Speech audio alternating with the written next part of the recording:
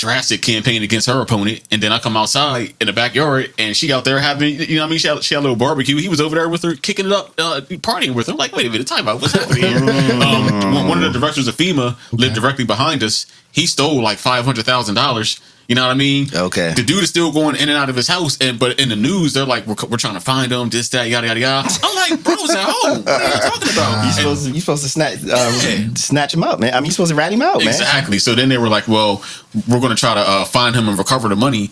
They ain't recover the money. I just seen things happen around here. I'm like, either party, I don't, whatever, man. Y'all just doing whatever y'all want to do. Yeah, that's insane. Yeah, it's the same. It's the same. I mean, kind of, sort of. Like, I just need for people to be a little bit more. Like, anytime you generalize, I'm looking at you side, not you, but you know what I'm saying? Like, because generalization is what is crippling us. Like, oh, they're bad on both sides.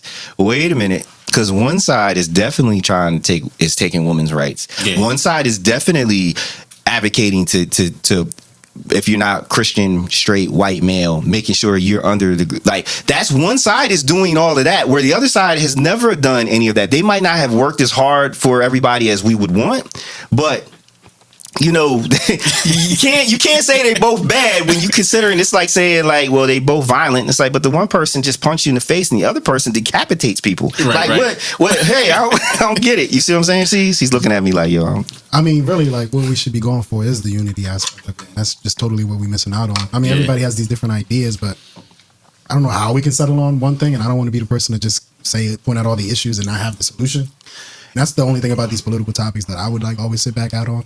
It's like, I don't even know how to.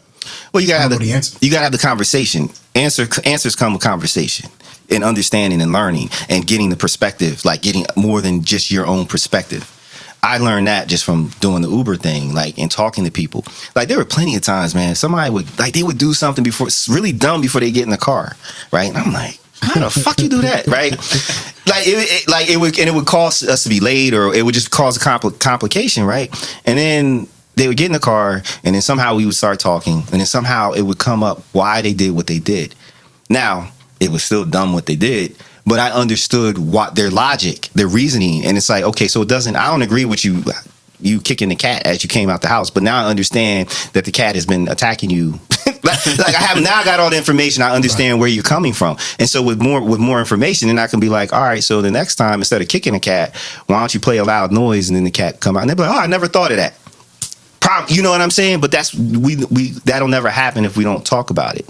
And I feel like the whole, like, don't talk about politics, religion, and money is just a tool to keep people in their place. Mm. Because how can I ask for more money if I think Trak and I are making the same money? Meanwhile, you killing it, right? And you're like, yeah, don't talk about money. But I can't be like, nah, we do the same thing and Caesar's making 20% more than me. What's going on? Right? I can't understand your religion. I can't understand your religion and the energy behind it if we don't talk about it. Right. So it's a way of keeping people ignorant. Yeah, you keep people ignorant. You keep them separated. You like that's the control. That's the control that's in place. Which is why this conversation we're having is important. Even though I'm fucking sick of it. You said that kind of early though. Yeah, I was, and so we're gonna get into it. So first, this is another episode of the Cultured Misfits Podcast, but this is the Soul School edition, and this is going to be Soul School part is going to be more in time because I'm working on some things. C's is working on some things with me. We're working on some things. Maybe Trak might even be on this thing that I have, this idea that I have. So this is going to be a very special episode because we are not going to adhere to the normal shenanigans that take place on this podcast, but I will introduce it properly the way I usually do it. So I am Brandon, aka djsilk, and to the left of me we have Caesar Rodney, aka C's. All right, and to the right of me, we got a special guest in the house, man. Who is to the right of me? So everybody calls me Trak. I'm known as Traknologist, and my government is Valentino. So some of y'all know me as that as well in the film world. So that's who I am. Oh man, welcome. Thank you. And the reason why Trak is here, and actually I appreciate you because I asked you like 9:30, 10 o'clock last night to do this, right? Right, to join us. But no, I had an epiphany. Like I really wanted to have a conversation about the beef, and this is what the episode is going to be about. I promise, just hang in there because If you're like me, you're fucking tired of it. But I think there's things to learn. There's things I want to break down about it. There's other discussions that I want to have about it, like the AI part of it. Because you asked that question, you brought that up. Like, yo, what about the AI with Drake's, with Aubrey's when his joint Tailor Made, which actually, for the record, is my favorite song out of all of these records, all of them. Okay, I have an interesting take on that as well. Okay, Yeah. see, good. Hold on, where's the the AI portion? What? Hold on. See, that's what happens when you set your shit up wrong. There we go. I want to cheer that on, right? Yeah. All right, well. You got dark right there. I was like, what's going on? Yeah, yo, this thing, I got equipment, man. I got equipment that I don't use, man. I should use this shit more. But no, you're right.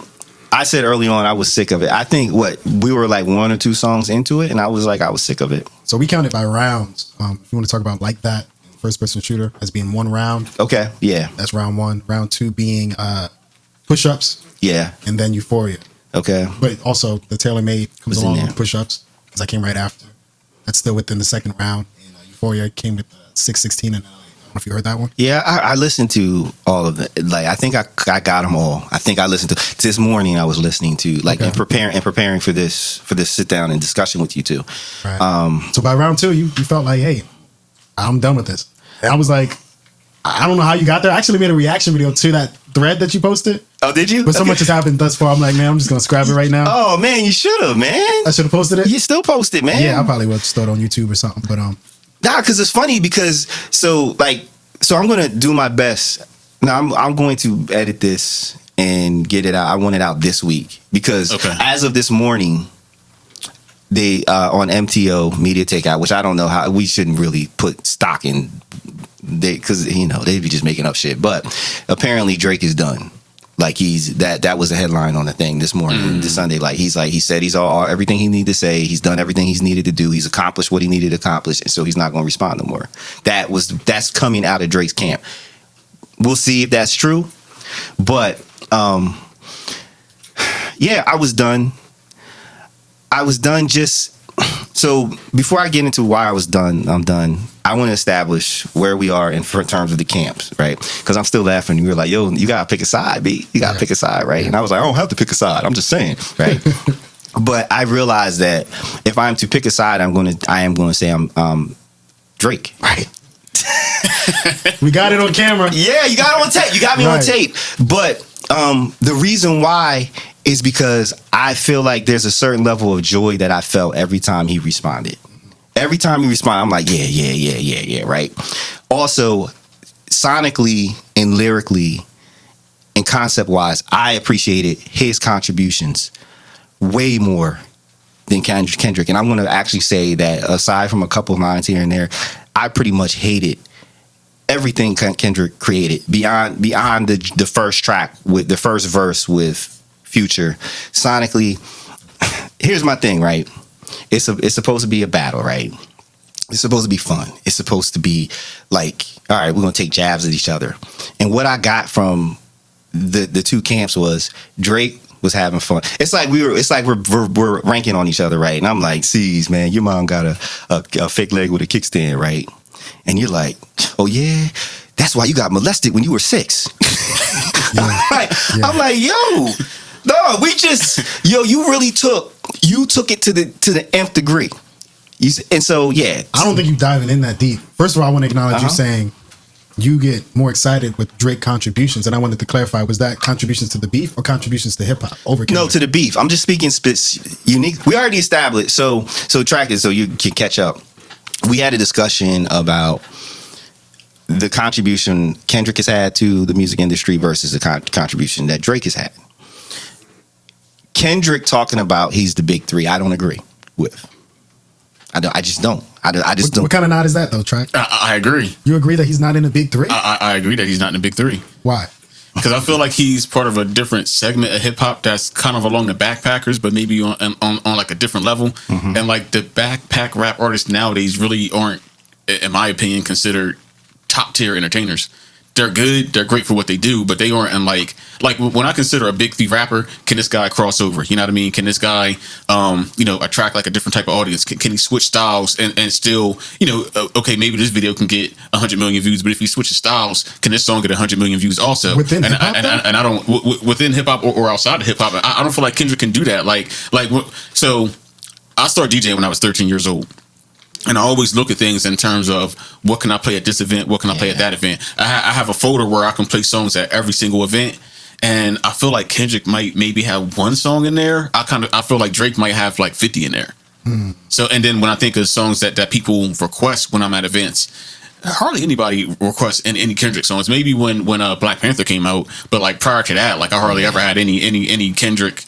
Can you play some Kendrick? Like they always ask me to play Drake. So I said the same. I just think that the DJ point of view is skewed in a couple of different ways when it comes to this topic. But I'm an open format DJ. I just don't DJ one type of event. I was a DJ for Microsoft North America, and everybody and anybody was, mostly they hired me for events where they were putting out video games or just like different corporate things. But like, yeah, like I DJ everything. So I can't really just be like, oh, I'm just DJing at the club. Like, no, I DJ all types of events. So this isn't personal, it's just objective, yeah, right. Absolutely. And I mean, it's personal as I sound, and there is a vein of personal in it. When we had the discussion, like I broke it down from a professional, like a business standpoint, where I'm like, Kendrick is not big three. Like it just like just the numbers, the sheer output of content does not justify him to be like, yo, I fuck the big three. It's just me. No, again, he's been dormant for 3-4 years. The impact of this man though on this generation is different, regardless of the output. Is it the impact of him, or is it the hatred for Drake? It's the impact of him. The hatred of Drake and the hatred of Kendrick hasn't really spiraled into this as we know it today. Have you been reading the comment section though? I've been in Twitter. I've been in all of that. And so what I've noticed is like, so I'm still trying to wrap my head around how like, all right, this started, then how all of a sudden Rick Ross is jumping in. All of a sudden Kanye, well, we know why Kanye West jumped in, because that motherfucker drowning in isolation. He needed to be relevant. But all these people are jumping in like Drake is Thanos, right? Like, hold on. I thought it was supposed to be just those two, right? So why is everybody jumping in? And then the lack of acknowledgement of whatever Drake has done in terms of like, all right, the music, like push-ups and things like that. The Kendrick fans was like, no, man, this shit is trash. This shit is trash. This shit is trash. Kendrick puts out a song and they're like, oh my God, this is great. And then anytime somebody's like, well, so Euphoria was the first one, right? Yeah. That was very... like it wasn't fun. It wasn't fun. It wasn't clever. This nigga's talking about, I read your contract and I saw the splits and I saw that you wanted M&Ms. And I'm like, yo, man, that's not fun. Like you airing this dude out. And that's not what the hip hop beef culture is supposed to be about. It's supposed to be fun. Like I can't relate to, I don't know what's going on behind the scenes like that, to the point where if Kendrick, if any of them say anything that I'm gonna be like, oh, he got him. Now they're like, yo, you can't be a big stepper in your size 7s. That's funny, because it's like, all right, I understand being, he's petite, he's a little guy. Or Kendrick being like he said the chord thing, the A minor. That was funny. That was funny. That was good. Like shit that is like, all right, it's light. It's not going to get anybody in jail. It's not going to get anybody shot. It's not going to ruin anybody's lives. Yo, Kendrick is coming. He came for Drake to be heading. I mean, this is kind of crazy coming from two older gentlemen. Okay. I mean, maybe you haven't stepped onto what he's saying quite yet, but he feels the energy. You got to understand, like hip hop historically has always been more aggressive and more. It's dissing, disrespectful. Like this is what it's supposed to be. Yet you want jokes. I mean, whimsicality in there. Like I'm just Because even in the older beefs, there was still whimsical stuff. Like this morning I listened to this shit. It really put me in a bad. It bummed me out listening to Kendrick shit. It really did. Like because I didn't like the beats. I don't really care for the beats. You wanna shake ass and smoke a hookah? No, I just want to enjoy the experience. I don't need to shake my ass. I will never play. I will never listen to. I will never play. I will never be like, you know what? I really want to listen to Euphoria, because I'm in that kind of mood. I will never tailor made. I will, because I like the beat. And the flow, I just thought it was it was packaged as a good song. It wasn't like, yo, I'm angry. Just put a beat on. I don't give a fuck what it is, and I'm just gonna start going. Even with the AI in that track. Yeah. All right, let's talk about AI. What was your problem with AI? AI in that particular song. I mean, being a visual artist, like I seen AI hit that. It hit that form of creativity first. It hit the visual arts. Computer AI generated images. Yeah. I mean, we saw the headlines where people auditioned with computer AI generated photos and then won awards. And we've seen it hit us first, and now it's going to the music. It's going to actually, and even in truck drivers and shit like that, people that work at the Wawa, the self checkout. I mean, it's going to take away jobs. It's taking creativity. It's sucking everything out of it. And now you're using dead people's voices. Tupac. I mean, and it don't even sound like the nigga. Like I thought it sounded like him. I mean, so too. Yeah, enough to where we're like, yeah, that's Tupac. And then the context within the verse. But we know he's dead. So yeah, I had a problem with the Snoop part because Snoop is still alive. So I can understand the problem with that, because you have someone who's living who, like, I'm like, oh damn, Snoop isn't involved now. You know, meanwhile Snoop waking up in the morning like, what the fuck happened? Like, what? Snoop has commented on social media about it though. Yeah. So when you die, somebody uses your voice to now create podcasts without your family getting any of the revenue. It's cool. I'm not the only person on this planet that sounds like me. There's 8 billion people on this planet. No, like voiceover artists, like throughout history, they've done the voice for something, a character or whatever, they've died, and then somebody else has stepped in and pretty much and mimic that voice. We don't have, our voices are not that unique. How we use it can be unique, but it's not so unique. I'm gone. I'm in a whole nother universe or whatever. I don't give a fuck what y'all do with whatever I have left behind. I'm not bothered by that. I'm more bothered by that, my voice being used, my voice, my likeness, my brand, and it's not me, and I'm still here because I might have to suffer the consequences, the bad consequences of you using me. So for Taylor Made, yes. For Snoop, I'm like, damn, I mean, you couldn't have just asked if Snoop would get on it or whatever. But the whole Tupac thing, and then like the estate being like, no, take it down, cease and desist. Man, get the fuck out. Tupac is gone. We know that Tupac was not on there, which makes it very obvious that it's AI. AI to me is only dangerous when you don't know it's AI. When you thinking you're dealing with a real entity, that's the danger. But if I know this person's dead and gone, then I understand the situation and it's cool. And it's not like the lyrics was bad. Like, whoever wrote it, since Drake has ghostwriters, apparently, whoever wrote it, it was dope. Yeah.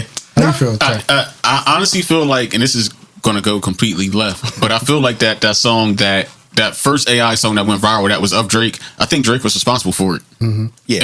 And I think Drake is trying to help push that along. Yeah, there's rumblings that he got like $400 or $500 million for an AI company that Drake be playing chess. Yeah, like he really does play chess. So yeah, I read the same thing. Yeah, I mean, I saw conspiracies, just crackheads in the chats talking about these things, whether or not Drake has some sort of money within AI and trying to do some things along like that. But, I don't know, but to speak to the jobs thing, and like, I mean, that is a very legitimate concern, very legitimate for the little guys. Come on, for the little guys, but what we're not considering when we concern ourselves about AI is that the whole idea for technology is to free us up to do higher functioning things. So if I don't have to drive the truck, then I can do something else. It's like if you wash dishes, right? You don't have a dishwasher. Now it takes you a half an hour to do your dishes, right? Clean your kitchen because you wash and dry, blah blah blah. You get a dishwasher that, in a sense, is AI, whatever. Now it takes you 10 minutes to do the kitchen because you just load the dishwasher, you wipe everything down. Now you have 20 minutes to devote to something else. As an artist, if you're able to use the computer to be like, yo, I need you to do this, that, and the other. So now I can lean into this higher functioning thing because I'm not spending all my time doing this this grunt work. Now I can really dive into the higher functioning things. That's what AI is supposed to do. That's the goal. I can't wrap my head around that, bro. I'm driving a truck for 20 years. Now it's time for me to sit down because the truck about to drive itself. And I got to find something else to do that's higher functioning. What the fuck? I got to go back to school now to learn something that's higher functioning. You know? Yeah, right. You don't want to learn? Maybe. Or you can buy trucks. Or maybe you can still drive a truck, but now you can have an AI truck, and the truck can do the little routes that you don't want to do. Or maybe while the truck is driving itself, you're in there learning your next shit, because they're not going to have trucks not unmanned. that's the thing. Like that's the somebody's got to be in there. Yeah, because if something goes wrong.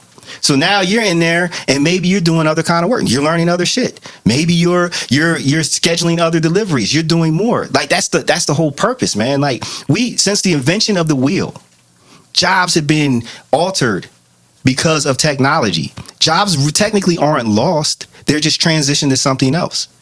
Like if you go into the Wawas, I've seen some of them where the self-checkout machines, they have a little thing on there and it's like, yo, this joint is taken care of by such and such, which is an employee. That is their job. It's like your job is to make sure that this joint is working, that there's receipt paper in it, that it has the bags or whatever. If the thing goes down, you got to go in and get it back up. If somebody has a problem, you're the one that comes over. So now, but while that machine is doing this thing, now you can go and you can do other things. You can stock. You can do other ordering. You can do a higher functioning thing that a robot or artificial intelligent entity can't do. Okay, so something outside of the limits of that, technology, higher function is what you're saying. Okay. Yeah, I mean, listen, when the tractor hit the scene, we didn't need the ox anymore. The ox got to be chilling in the field and do other things. Got to be a pet. you know what I'm saying? So, I mean, Drake using AI for that song, first of all, it was brilliant. That was fucking brilliant, right? I'm going to say it. It was brilliant. It was well executed. It was fun. And it saved him time because he didn't have to tap anybody else on the shoulder, even if it's not Pac or Snoop or Tupac. Like, find an ally within the joint. It's like he's in his studio like, yo, I laid it down. How can we make this different? Yo, just throw Pac's voice on there. Oh, why you had to throw Snoop's voice on it?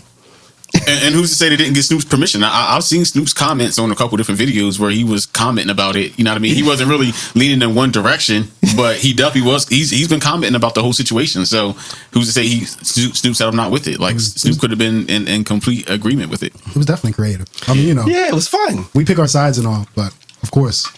I enjoy Drake, of course. Did you like the record? Did you like Tailor Made? I have it. I can play it for you after we're done. I can play the record. We can listen on a nice sound system. You had it before they took it down and all that? Yeah, well, I'm a DJ, man. I'm sure that shit is still on. So you gonna spin that? You gonna spin that in the Nah, bars? I would never. Because I'm not gonna propagate. I'm not gonna push the beef. Like I thought about playing it like on my radio show. I'm not gonna do it. It's ugly. Like why beef only happens in urban music.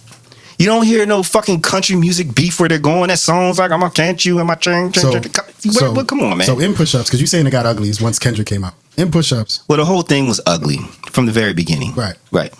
In push-ups, I believe Drake actually took it. Okay. He mentioned Kendrick's wife. Uh-huh.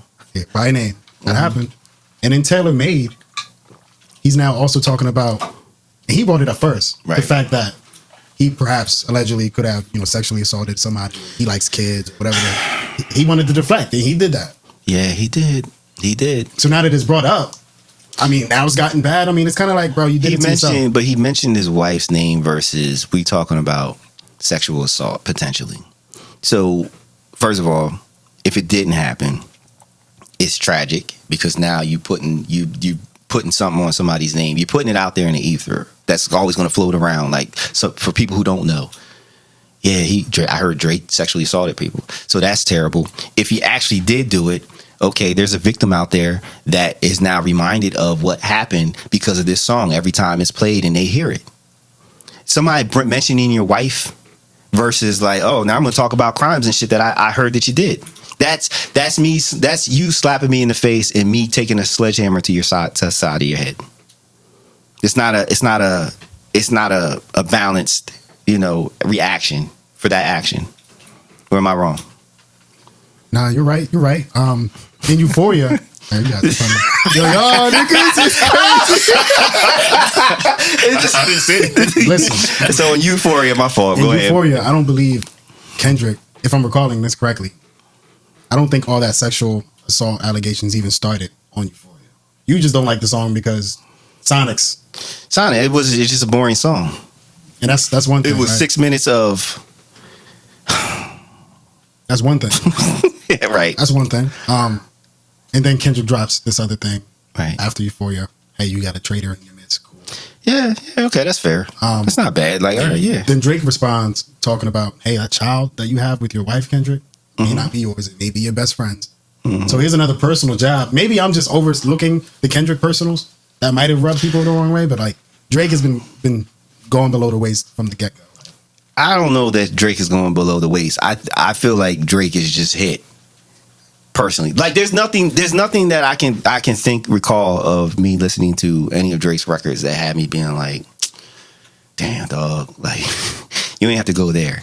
It's like, yo, he's talking about shit. But Kendrick, first of all, let's talk about the elephant in the room.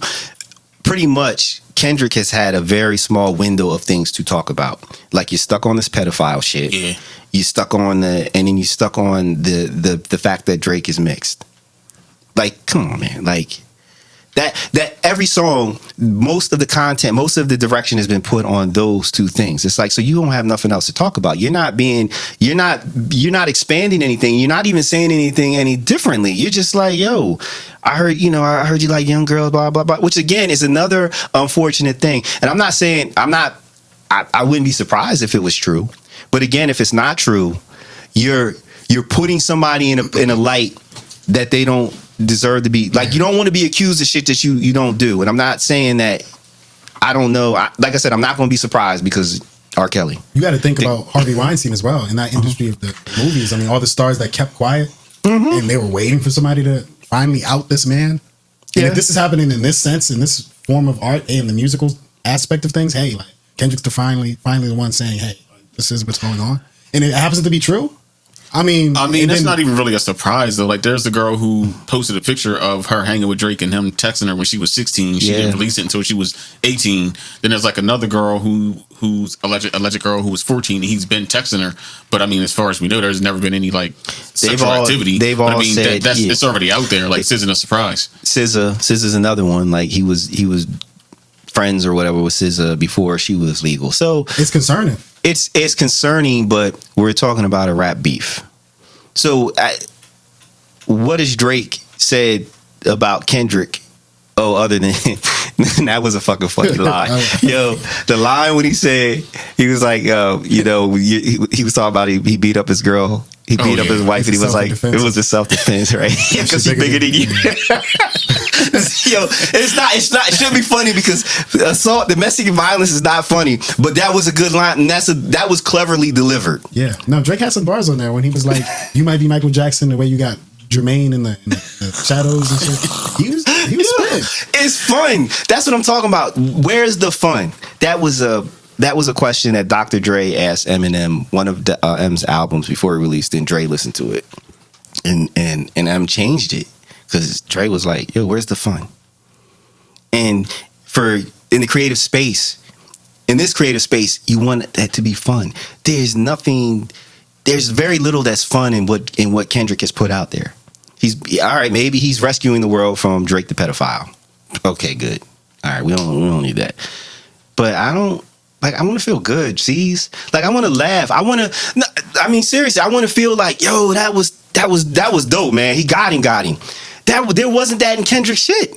For me personally, I'm only speaking for me. So if you want to come, don't come for the podcast, come for me. Out there. It's just something interesting. I feel like the last diss, Kendrick finally had something that was like, okay, he finally did it. But the other ones, especially the one where he was like, I can be your brother, I can teach you to do this and teach you to do that. That's kind of like a conversation you have like in the back room somewhere, yo, let me help you. Like, Drake doesn't need your help. So that already dismissed that song already. He was saying that. He was like, yeah, like you fucked up against the one who could only help you, which was me, Kendrick. Like, it was kind of weird. I got it. Yeah, that's a Jesus complex. Yeah. Like, come to me. I mean, I can criticize Kendrick too, man. All that Jesus, memorabilia he got going on with the crown. It's weird. It's strange for me. But I do feel like at the end of the day, I feel like they both win. Yeah. Because Drake once again validates his battle cred, and this is going to bring a lot of attention to Kendrick that Kendrick just didn't have. Nobody was talking about Kendrick for a while. So I definitely think it helps, especially if Kendrick can manage to put out a whole entire diss album. I think that would be great. Yeah. You think that's what's happening? People keep saying that. But. Yeah. I think so, because if you think about We Don't Trust You, that technically was supposed to be a whole diss album against Drake from what I understand, because I started doing more research last night. I didn't realize this had been going on for like 10 years at this point, and it's just finally starting to boil over. Yeah. Or allegedly boil over, because when you think about the Tupac and Biggie beef and the song Who Shot Ya, Biggie made that song long before anything had happened to Pop. but the labels just decided, hey, we can monetize this. Let's put the song out right now, and it made it look like Biggie had something to do with it allegedly. So with the whole Kendrick diss album, because that doesn't even sound appealing to me. You think he's going to drop all these disses as singles and then just compile them? I think he could. That would be appealing to somebody like me or somebody who comes from like when disses were like very, very prominent. I think that'll get a lot of spins. I don't know how long. I don't know about the longevity of it. Like he needs to redo it. Yeah, he needs to redo it. He needs to actually put real production instead of these bullshit ass half ass beats. I left this situation like I don't even want to hear Kendrick rap no more. No, because I hate his voice. Like I wasn't big on his voice. That like this pitch changes and there's one song he sounded like Kenny from come on, you know what I'm talking about. What you talking South Park. He sounded like Kenny from South Park. And I think it was in the second one. He was doing his voice change thing. And I'm like, he sounds like Kenny from South Park. Bro, it's a lot of this on both sides. Like I didn't realize people in my circle had this much hatred for Kendrick until this beef came about. And same with Drake. It's like, yo, y'all really felt like this? This is really emotional. I just like, it's not hate. I hate his voice. I don't hate him. That's the most appealing, characteristic about his music. I mean, the fact that he has that range with his voice, the intonations, the rise and fall of his voice, the fact he can manipulate that to that degree. Really? Y'all just listening to the BPM and like the bass and shit. Well, I can't. I don't want to say I hate Kendrick's voice. It's just hard for me to listen to more than like 3 Kendrick songs in a row. Personally, I don't know. It's just something about the music just doesn't grab. I can listen to one song, you know what I mean, maybe 2, but I can't listen for Kendrick for longer than like 3 or 4 minutes. If the song is longer than 4 minutes, I can't take it. I don't know what I can't even really say it's his voice. Like I just don't know. Maybe it's just the style that he's putting it out in. And some of the diss songs, I'm like the most recent diss song, I love what he did vocally on that one. I love it. But the other ones, I'm just like, I don't know. And then the beat selection, like you don't gotta have like a dancey beat, but like when you think about Nas's diss song Ether, that was a hard beat. That wasn't like a and I like Jay-Z has always been one of my favorite artists of all time. And I just had to be like, yeah, Nas got him right there. You know what I mean? Even though the beat wasn't dancey, it was a good beat for him to rap to. Like it was perfect. And I hated that beat. Like for me, he lost that beef. He lost that because of the beef, the track selection. And I feel like for a while there, Nas is he got this reputation for being bad at choosing tracks. Yeah. Because they were playing it this weekend, like the last Census Beef happens on Saturdays. Who Kid has just played every beef record from like just Meek, Drake, Jay-Z, not like all of stuff. Is like, oh yeah, I forgot they had beef. I forgot that was a thing. Yeah. And I remember feeling like, damn, that Ether, it was so bad. It was just like I want to like the song. You be dying on some hills that's like, oh no, you crazy. Well, yeah, I thought that was Ether beat. Yeah, like what? It just didn't do anything for me. And it still doesn't do anything for me. It's not my lane. I know I'm gonna own it. I love R&B. I love old school. I love like if it's going to be a non-traditional beat, it's got to be really something just different. And maybe it was just the ugliness of the energy that was going into the record because it was a diss record. So, and I'm sensitive to energy, so I'm like, oh. And Nas sounded really mad. That joint, he sounded very mad. The same way Kendrick sounds very mad and very angry. I hate the way you walk. I hate the way you talk. I hate you. It's like, come on, man. I don't know who okayed that. Like, I did not think that was an okay diss record. Like, talking about how much you hate somebody, that sounds like you always just didn't like them, period. Like, that was just really weird. But things like this is why Kendrick's so awesome, because that's literally him calling back to DMX. DMX on the Breakfast Club, he was saying, hey, I don't like Drake. I just don't like him. I hate the way he dressed. I hate the way his voice is. I hate that nigga. You know what I mean? It's literally callbacks, it's references, it's allusions. This is what rap is. I know, man, but the problem is that as much I still believe this is just business for both of them. I swear, motherfuckers, at least one of them is on their stomach, on their phone, on the couch with their legs kicked up, going back and forth. Like, so what time are you going to release your joint? 8 to 12 o'clock? All right, I'm going to release mine at 6, okay? Like, I do believe that because to your point, what it has done for Kendrick being dormant and then coming out and just like, just all the publicity he can handle, and what it does for Drake in terms of like, yo, I can battle, blah blah blah blah. And so I do believe that, but the problem is the crews. Mm-hmm. It is the people in America who are on social media who are going back at each other because they're in disagreement about who's better, who's that, and then it escalates because they got a low emotional IQ. And then that's what I'm talking about. Right. I mean, just the age of the internet has kind of killed it a little bit for sure, or maybe a lot even. But the fact that hip hop can double as a sport is the most entertaining thing ever. The fact that we can wear these jerseys, quote unquote. But I don't even feel like it's jerseys because like even in this, like I'm still upset about Rick and Drake. Like, yo, they made dope music together. Yeah. They made really dope music together. I don't know, even though I feel like it's a plan, I don't see Drake and Kendrick making any songs together. Like Chris Brown and Drake, they've sorted it out, right? They're good. Yeah. You know, Meek and Drake sorted it out. Yeah, they're good. They were beefing. Right? Drake seems like, yo, I'm gonna take some jabs at you, hip hop, sport, blah, blah, blah. Okay, we done. Either you got it or you don't. Kendrick is in the basement, in the dark, you know, furiously on his pen talking about like, yo, man, I'm just gonna put you, I'm gonna call the DA because you like, come on, man. It's just you gassing it. I don't even think it looks like that. I think they in the studio having fun right now, bro. With Kendrick studio sessions, I swear they having fun, dog. They talking about pedophile scenes. You can't, like, if they're having fun, it's not the right kind of fun. With the new one, bro, freaky ass nigga need to stay his ass aside. That shit go crazy. That joke do crazy. They having fun in there because it's like, I mean, yeah, the situation isn't laughable, but this guy's done things that you don't even know that we know, and it's like you think that you better get away with this. Your downfall is something that we can celebrate because you're a disgusting, horrible person. All right, you can pop champagne. You can pop champagne. It's kind of weird. I mean, you know, the elimination of Drake, as Kanye said it. But, oh man, Kanye got no. He has no. He's the most terrible of the most terrible of the most terrible people on this planet. Put him up there with the other. I'm not going to say names because we're going to keep you right. But is he grooming? Is he grooming? Look what he does to his wife. I don't know, man. Do you watch? Do you no man? You don't think his wife has her own judgment of what she wants to wear? No. You believe Kanye really like? Look, I'm going to give credit where credit is due. And Kim Kardashian's fashion game went up like 5 levels when Kanye was dressing her. Mm-hmm. And she said it. Mm-hmm. Kanye would pick her clothes. So I'm going to give him that credit. That's Kim Kardashian.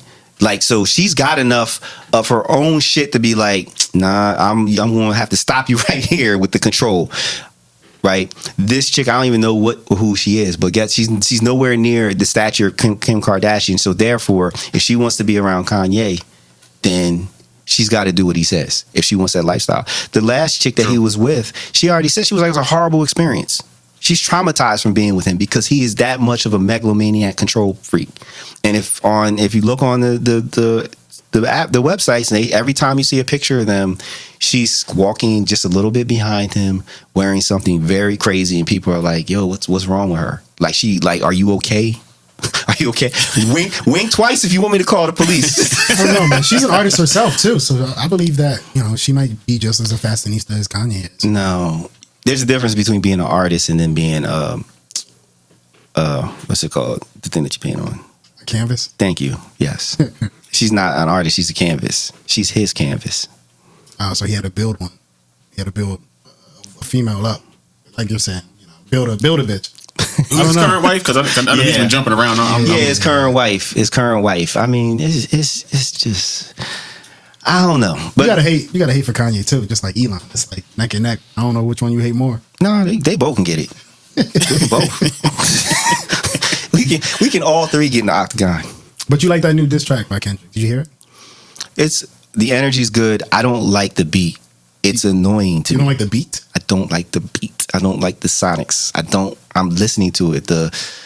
It's something that, so I know I don't like it. It's going to be something that people get tired of really quickly.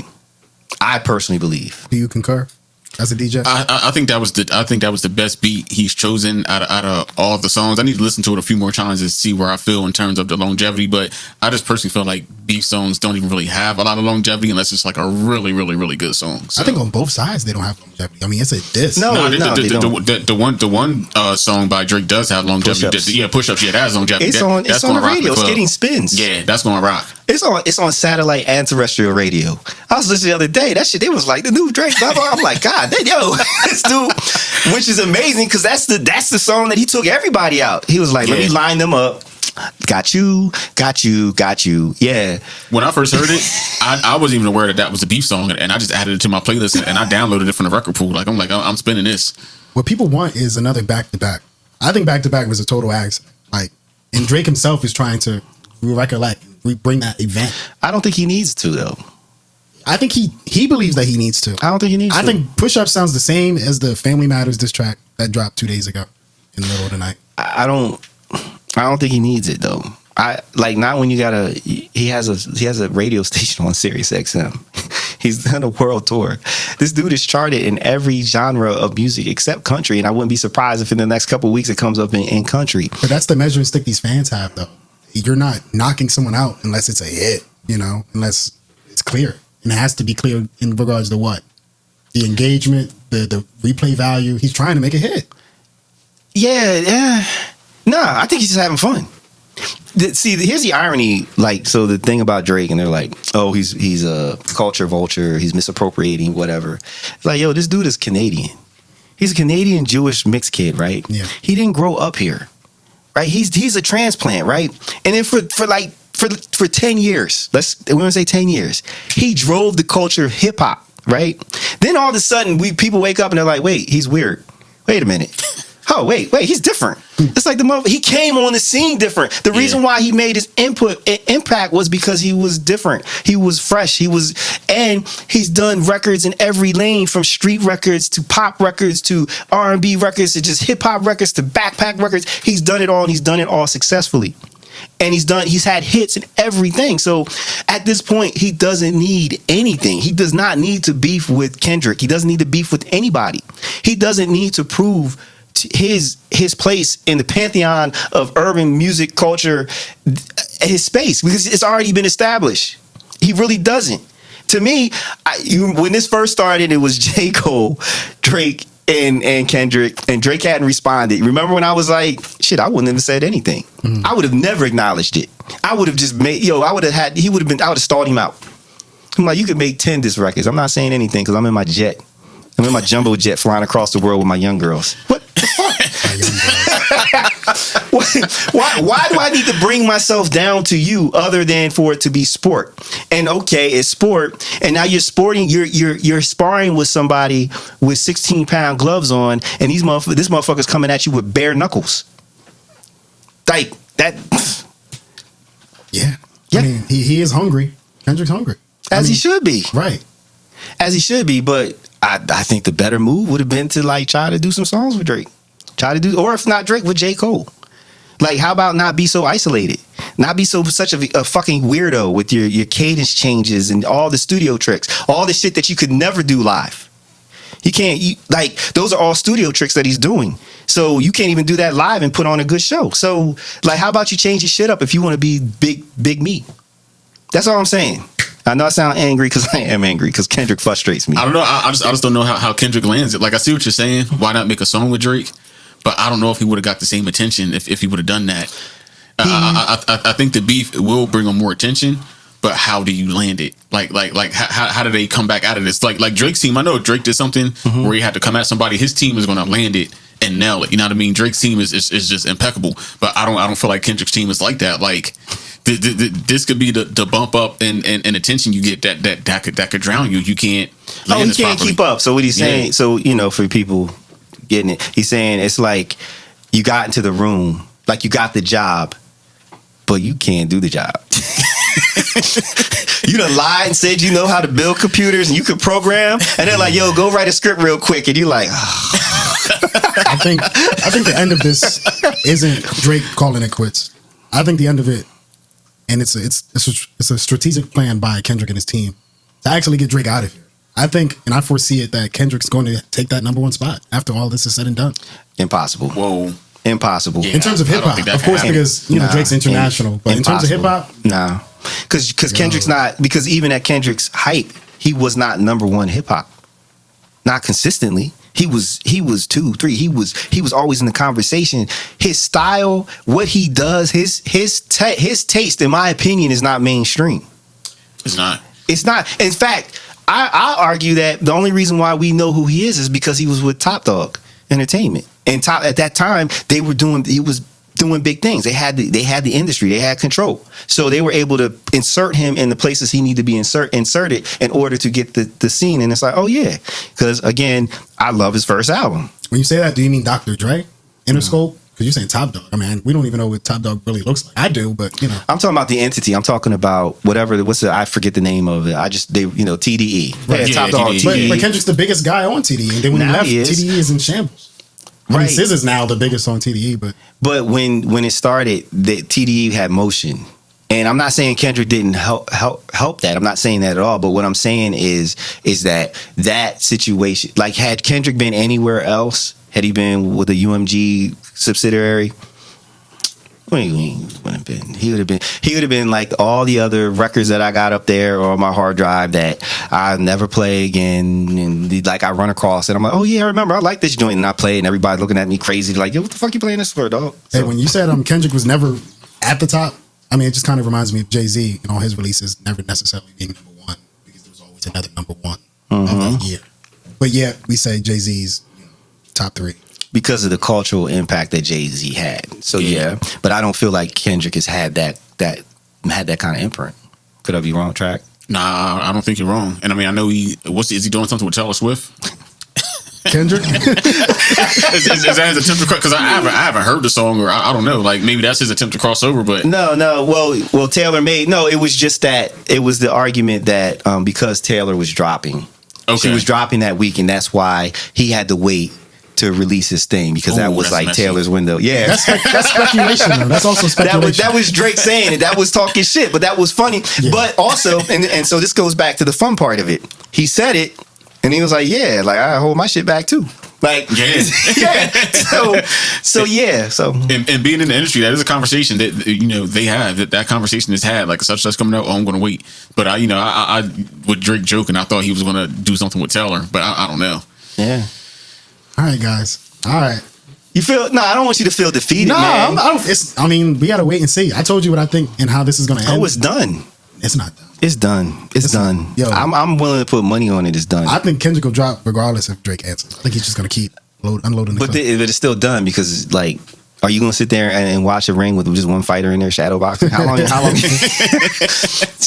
and that would be sad for Kendrick, because then it's like, oh, so you really don't have anything else. Like technically there should be an album done, there should be a project waiting, and in the next couple weeks it at least should be the announcement, or just dropped. There should be all kinds of things that should be lined up. But this Negro is just still going at Drake, trying to take Drake out for what? Well, Drake made a couple posts on his Instagram as of recently, and he's saying he's not done. So I don't know what source, MTO. I know. I mean, that's why I prefaced it with saying it's MTO, but it's going to keep going. I don't know how long it goes on for. Well, for every song that comes out after this is, and I actually not even after this, I think after Friday, like when Kendrick did the 2, I think that was, people were starting to be like, J. Cole look like a genius right now. J. Cole looks like a genius, because he's not beating any other drums.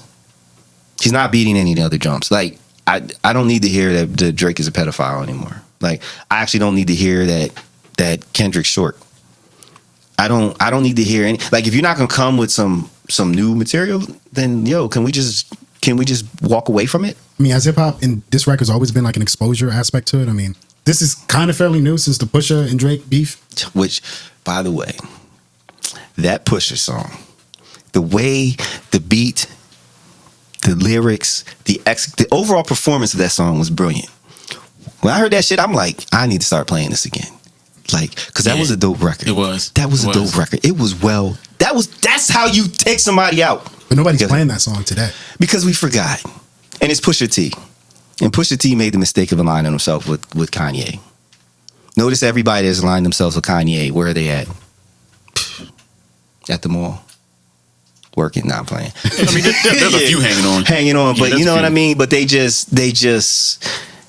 they're, but no, that's how you do a record. That's how you do a diss record. The Eminem record with Nick Cannon, against Nick Cannon. Love that record. I gotta hear that one. I will play that record for when he done. Okay. This dude, because Nick Cannon really thought that he could go up against Eminem. Yeah. Nah, man. No, historically, from my perspective, the beef records was always like there was maybe 1 or 2 shots, maybe 3, right? And then it was it. It was done. It's like, all right, I said what I needed to say. We're moving on. This trilogy, this whole, no. Yeah, no, I get it. It's escalated over the years to where there's more like impactful stuff. It definitely has escalated. I would say over the last 5 years it's escalated, but prior to that, there were some shots here or there. I mean, Nas Ether, there was some shots in that. They were going back and forth, but it kind of, this is a little more. I get what you guys are saying. Like, take over Ether, maybe another one, and that was it. Yeah, there's always, it's like, yo, you said what you said, I said what I said, and then boom. And what I meant to start the show out with, like, before we started this conversation was, like, I didn't want for this conversation to be the kind of thing where I'm trying to change your mind or change anybody's mind. It's more of a sharing of perspective, because based on the comments and based on where we're at in society, no one wants their mind changed. Very few people are going to be like, yo, you know what? That makes sense, and I'm going to just fall back. They just dig in deeper. Like, and so, like, it's a waste of time to be like trying to sell anybody on any one thing. I just felt like it was cool. It would be great to talk about it because of the fact that I thought it was good for hip hop, but I feel like it's ruining hip hop even more. I really do. It's causing this fracture of the culture of artists. So now we have this situation where it's either Kendrick or Drake. Right, so we're not going to get any collabs for a while. I mean, it's kind of to what fucked 50 Cent up when 50 was going at everybody. Oh, so you going at Fat Joe? You going at Rick Ross? You going at, I forget who else he went at. But then it's like, C's as an artist, you're like, man, like, but Ross is my man. I can't do a feature with you, 50. Yo, Fat Joe's my man. I can't do a 50. Like, he alienated himself. Because 50's a crazy, like, his music, I always loved his music. He's an incredible artist. But at that point when he was doing all that, that was also a point where we probably were seeing the most amount of collaborations between different artists. And he had managed to alienate himself by just having these unnecessary beefs with all these different people. And so if you have a beef with one person, you pretty much canceled out your ability to collaborate with 4 or 5 other people because they're attached to that one person. So right now, it's like Team Drake, Team Kendrick. So people aren't going to cross over. They're not going to cross the lines right now because it's not safe. So now we all suffer because we're going to get less great music, less great collaborations because of this. I see what you're saying. It does feel like the end of something. I wouldn't say hip hop, but it seems like the final frontier. It seems like an end of this generation's music. Thus far, the seminal influencers of the last 15 years it's come to an end. It seems like it's culminating into something. I don't know. It's just uncharted territory at this point. And it does seem like the end of the world. I mean, I feel like, damn, like we finally get this Drake versus Kendrick. Like, Jesus about to come back tomorrow. You know what I mean? So it gets frightening in that regard. Like, what happens next? Like, it's over. Country music is what fucking happens next, and I'm definitely not happy about that. Next, I'm not either. I'm definitely not happy about that. Nah. Look, I'm not gonna lie though. The other day, I turned on the radio. And I heard Miley Cyrus's voice and then Beyonce's. I was like, oh, I like that. Change the station. Because I refuse. I'm like, I refuse to listen. I refuse to like. I'm not going to be. No, I'm not doing it. I'm still, nope. I don't know. I kind of feel like it's going to bring life back to hip hop as long as they can land it. Like, I feel like if Kendrick's team can land this properly, so if it could bring life back to it. How would you land it? Because Drake's always, he's squashed most of all his beefs and came back with records for those artists. And I was like, when I was doing the research and I realized that, they were showing how Drake and Future have been beefing for a real long time. Yeah. I was like, man, I didn't realize that they've had all these hits in between them beefing. So like, I don't feel like Drake will have an issue still managing business and creating songs with artists, even though he might have an issue with them. Kendrick's team, I don't know. Like, they get like Kendrick's career's on the line at this point. Yeah, he seems petty. His career's on the line. And actually, he's kind of painted himself in a corner. Yeah, because so you gonna work with a pedophile? Yeah. You gonna work with a pedophile? That's what you do now? You're not the savior you thought you were. What Drake said. Yeah, and I think the interesting part of this beef is us trying to find the villain in it, and it's kind of tough. It's like, well, Kendrick, you beat your wife or whatever. Like, is that true? Oh, Drake, you over here messing with little girls? Is that true? We want to find the villain. We want to paint somebody as the hero. And that's difficult right now, and that's why it's so conflicting, choosing a side. But whenever that comes about and it's clear, okay, like. Do you have to choose a side though, C's? Do you? Like, you remember I said, I don't have to choose a side. I mean, just like, again, this seconds as a sport, man. What's your favorite basketball team? I don't want it to be a sport anymore.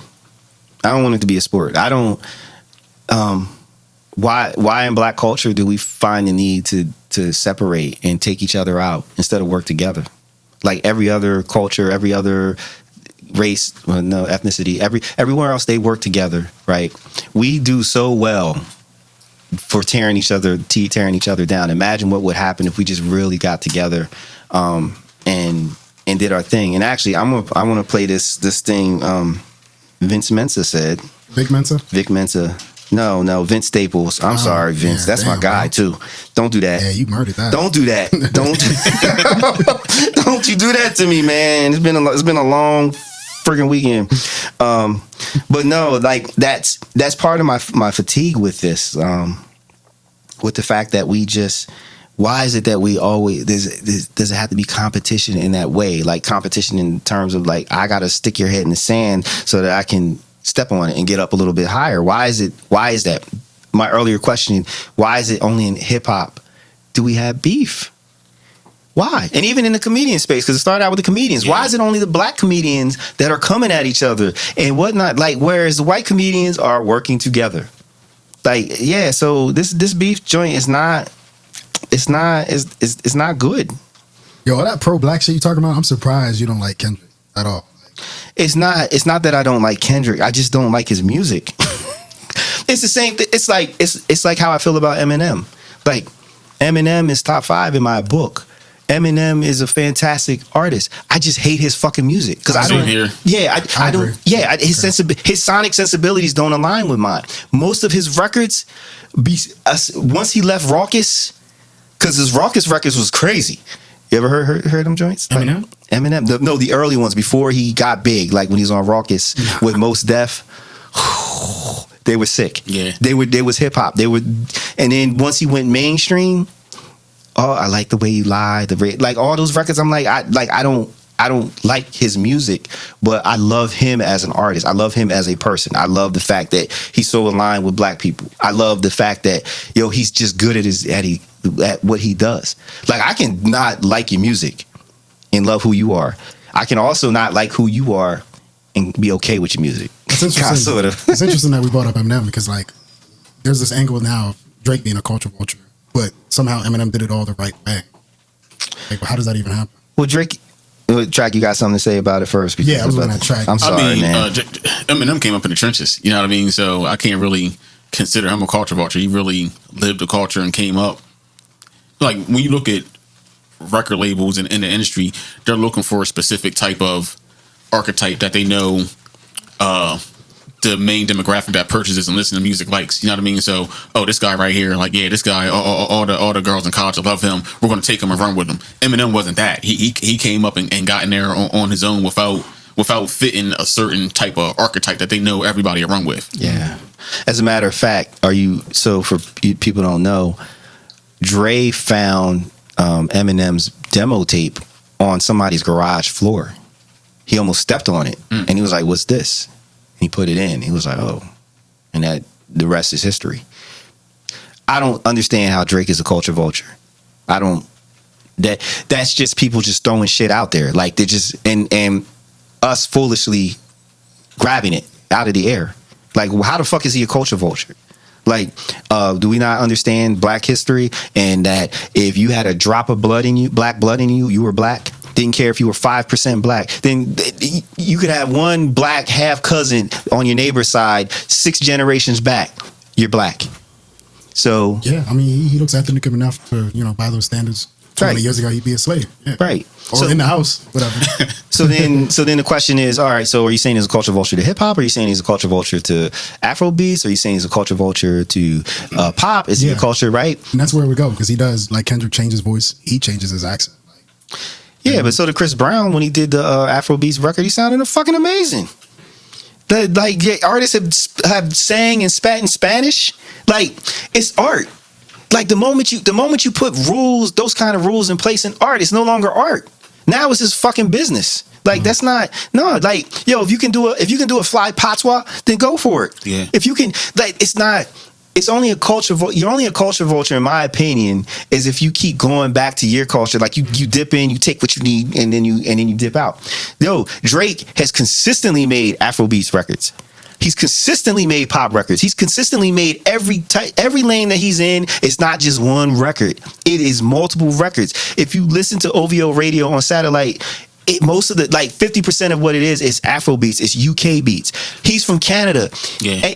Like Canadians are international. Right. They're sophisticated in that way. Only us are we stuck in these fucking borders the way that we are and don't appreciate what's going on around us unless it's finally jammed down our throat. You're right. Yeah. That's why I like our dialogues. I'll bring it up and you kind of shut it down. He be getting me going, man. He be getting me going. Let me. I found the Vic Mensa thing. Let me see if I can get this. Vince Staples. Vince Staples. Thank you. And I've loved Vince Staples is the guy, man. Hold on. Let's see. Hey, who you think winning between Drake and Kendrick? It's going up on social media. Don't trip. I got your back, bro. You don't want to know how I feel about that shit, bro. All right, look, get with me after. You really want to know how I feel about that shit? I want to know. Yeah. Sorry. I think, so I'm signed to Universal, right? Yeah. I've been signed to Universal since I was 17. I haven't got a back end. That means when you turn in an album, they give you payment. I haven't got a back end since 2017, 18. So I done been on the same record label for 13 years, so to say. That record label just folded all of its independent labels and subsidiaries into each other, which means how we was kids, you got Rockefeller, you got Def Jam, you got all these things, none of them exist no more. They fired all the heads of the labels, and if they didn't, they turned them to glorified A&Rs. They cut off 50% of the people who work in all these departments.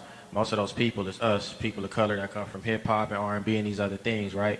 Then you got record labels opening up IPOs. You got record labels destroying their relationships with TikTok, Spotify, things that pay out artists because they want to start their own shit.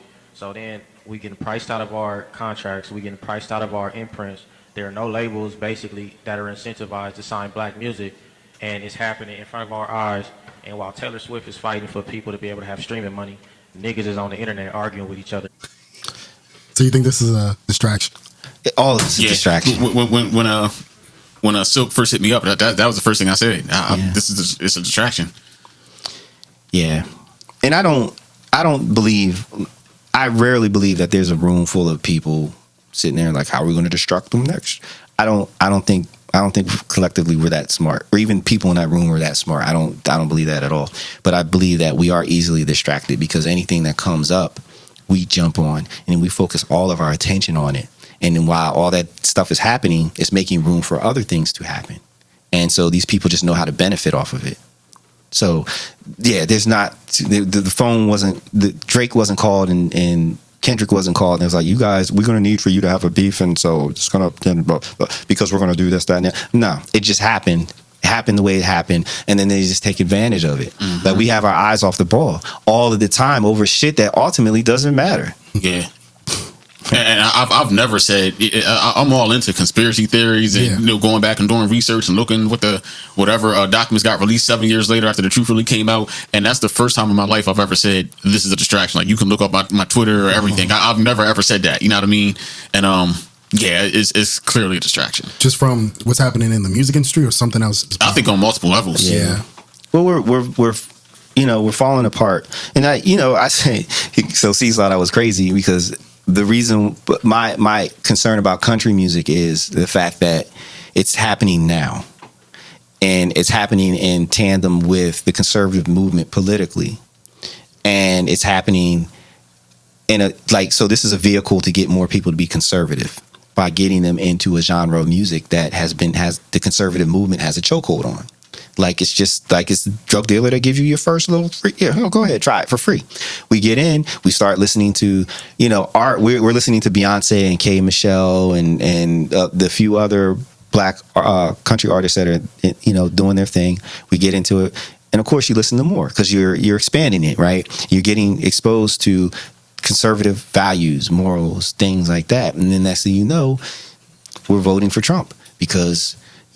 That's where the majority of the conservative movement is. We're voting for people who want to ban certain books. We're voting for people that want to take over women's rights because we're being fed that from the music. That's my concern about country music at this point in time. I understand the history. I know that we started country music. I understand all of that. But I'm like, right now, these people are playing 4-dimensional chess. It's not even 3-dimensional chess. They've been working this shit for the last 50 or 60 years. And we're seeing it now with the dismantling of Roe versus Wade. We're seeing it with how school boards have been taken over by these people, and they're making decisions for our kids to not be taught things that they need to be taught in order to be strong, independent thinkers and understand their history and be closer to their culture. So, yeah. Why I think he's fried with this whole idea is that when has country music, maybe in the last 30 years, been hyper patriotic, you know? And if it is, we're talking about tractors and cows and horses and shit. Yeah, I don't know enough about country music to say if it is or isn't. I mean, I have played some country music at some events. Some of it does lean conservative, and some of it doesn't lean as conservative. I mean, I think we're across the board on it. But I feel like I don't. How can I put this?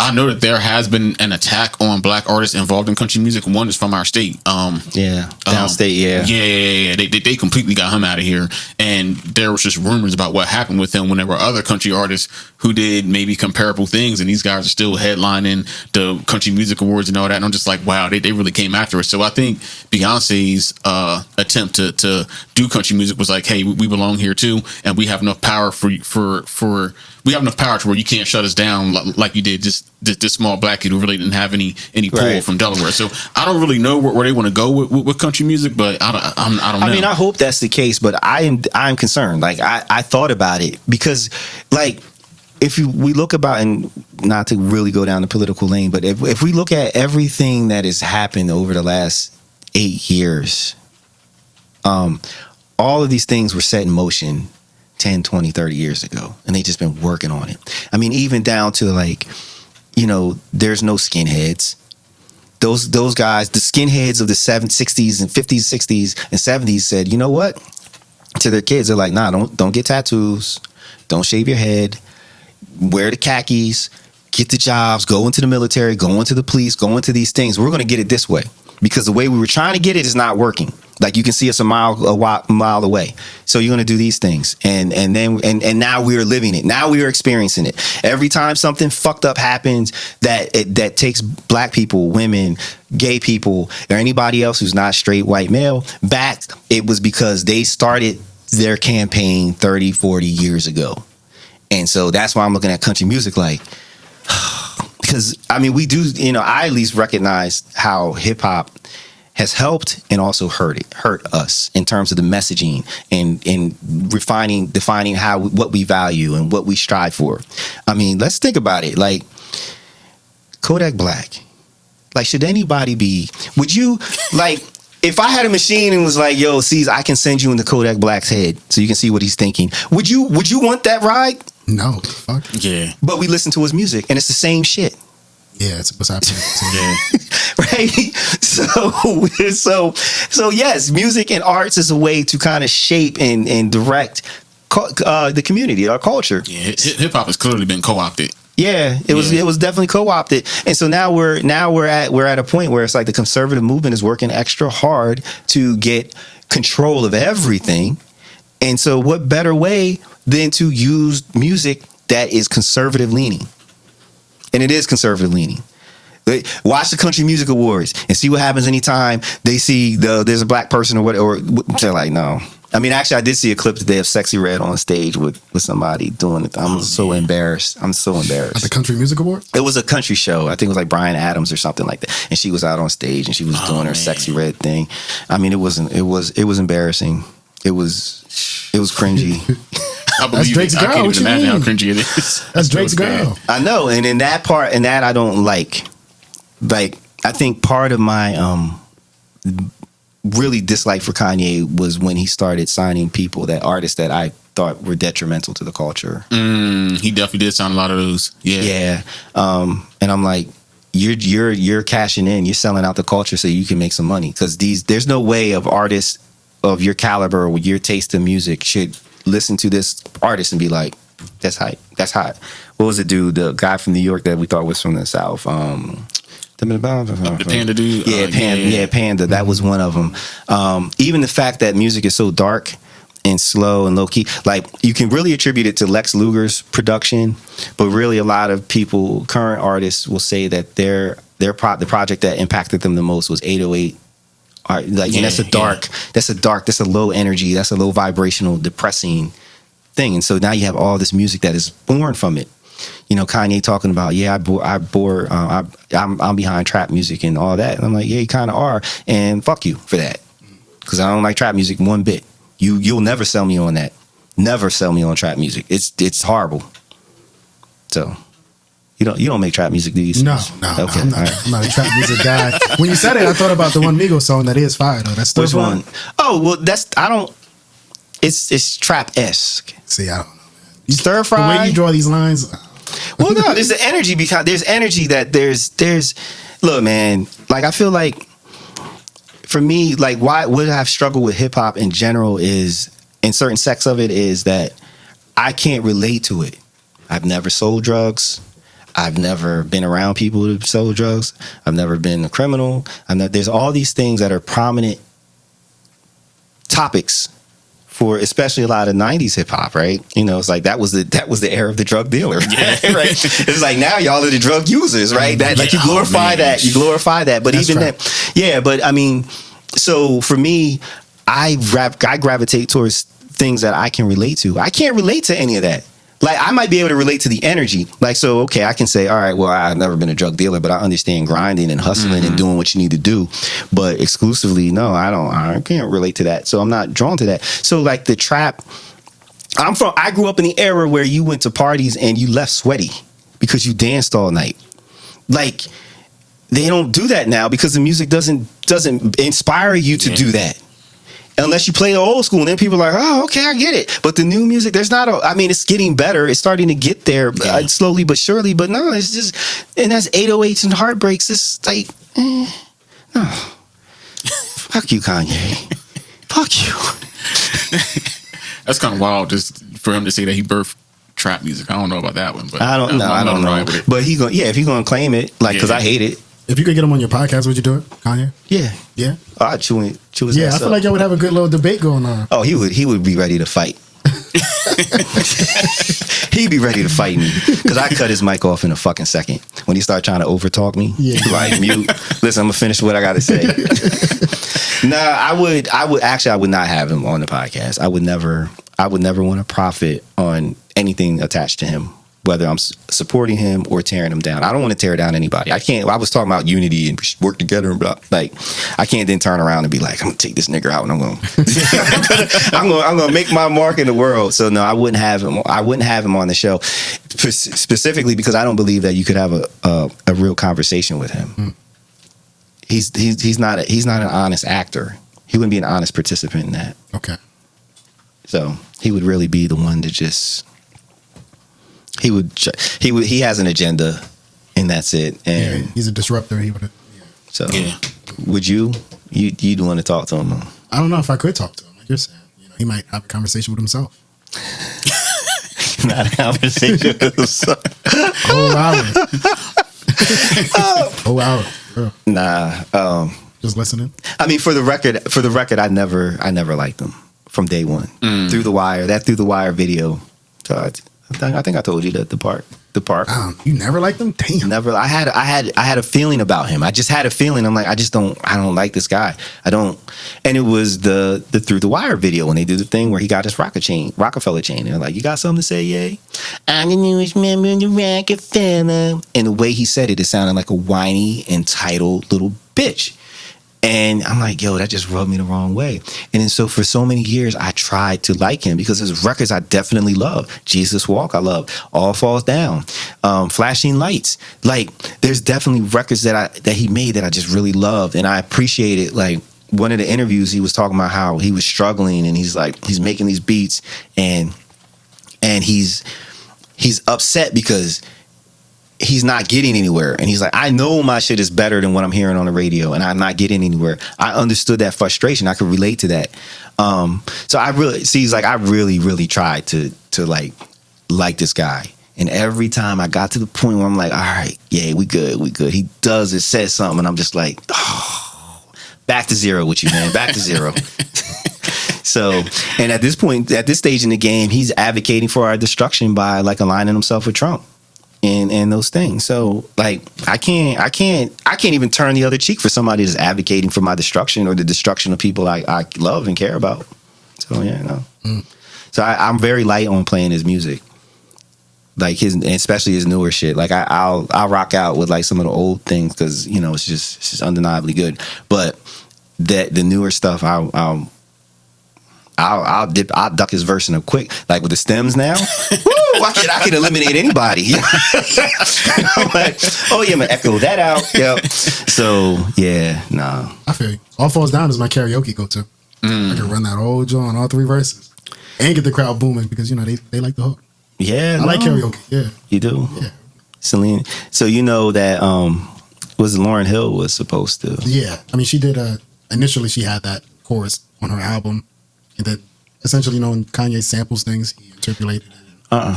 What? Selena Johnson sang it. Right. Selena, yeah. but no, she did. Selena Johnson did the demo. I actually have the demo. I have the demo version of that song. The raw, yeah. I have it somewhere on my hard drive. Yeah, I have so it's yeah. How'd you get that? djsilk, man. Questions like that. It sounded like you wanted to be on Rockefeller back in the day. That's what I'm asking, because you saying. Oh, it's huge. I'm a huge Jay-Z fan. Like, that dude is incredible, man. To see somebody on stage by themselves. I saw him, it was like 2018 or whatever, when he was in December. I remember the day I picked up my black Passat that's out there that needs new engine.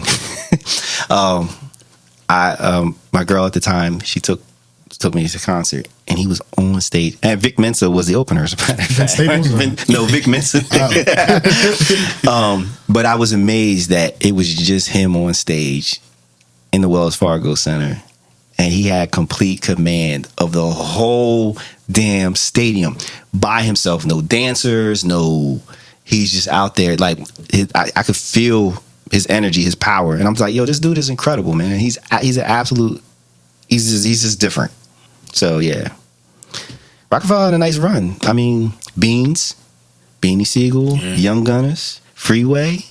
Yo, the Rock was it was heavy, super heavy. You don't throw up the diamond? Nah, dog. I'm good. Can't throw up the diamond for the camera? Nah, dog. Because I'm build my own shit. Yeah. How about that? I don't align myself. I'm create my own brand. I don't need to align myself with anybody else like that in that way to establish greatness. Okay. Like to attach to a greatness, I'll establish greatness. How about that? Yeah. See you at the top, and make sure you on. Nah, you gonna help me there. Yeah, you I got help me you. get there. This dude, he's thorough. Are you still producing track or No, not? I haven't been producing at all.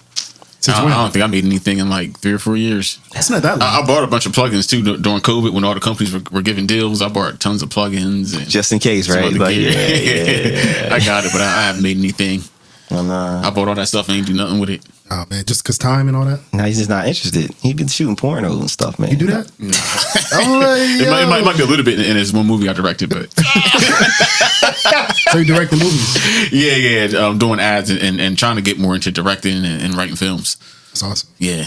I got one of my good friends. He is a film director as well. He just got a gig over at Red Clay on production. Oh, nice. Leadership on Red TV. He also has an Emmy under his belt. Oh, nice. That's incredible. Yeah, he was doing the whole ad thing for the 76ers. Okay, wow. Yeah, so it just reminded me, we're connected. Yeah, okay. Yeah, see, love it. Yeah. I love it. What's our walking away thing? How do we feel about this conversation? Do you want to go first, track, or do you want to go first? No, track though. Yeah, I feel I want to see how Kendrick lands it. I think Drake is going to be fine. He's going to be great. There's no way they can really, unless there's something else going on where they're really trying to get Drake out of here. I don't see it happening because of this beef. They're going to have to go further. But I want to see where Kendrick lands it because there's going to be this peak and all this attention from him. And then once that peak starts to go down, he's got to catch it, or it's just not going to come back. Right. And they look at statistics. They're going to be like, well, you had these statistics here. Can you reach this again? And if you can't, it's going to be bad for him. Yeah. Huh. I meant to ask you. I think I started to ask you. How if you were his team, what would you do? Like, do you have an idea of how you would play this? How would you land this for him?